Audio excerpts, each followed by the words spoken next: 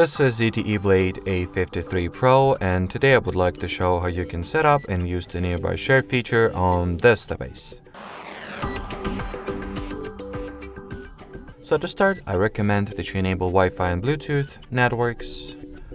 So where is the Bluetooth? Here it is. Then amongst the quick access tiles or control panel shortcuts, find the one that says nearby share, then touch and hold on it. Once you've made it to the nearby share page, you can turn it on by toggling this switch. From now, you can rename the device if you want to, of course, or if it will allow me to.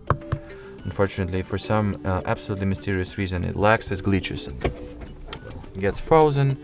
But what do you expect from a ZTE phone, I guess? Anyway, so in here you can rename the device, you can manage and control your device visibility extent, and then you can change the network type that will be used for the file transfer.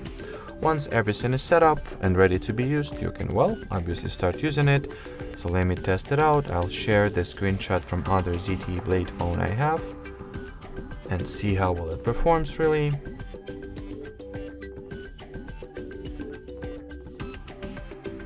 So my ZTE Blade cannot be discovered for some mysterious reason. So let me quickly, or actually never mind, it worked. So here is the receiver.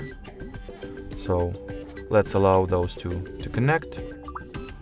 And as you can see, within a few seconds, the picture gets successfully transferred. Alrighty, so that will be it for this video. Thanks for watching, thanks for your attention, and bye-bye.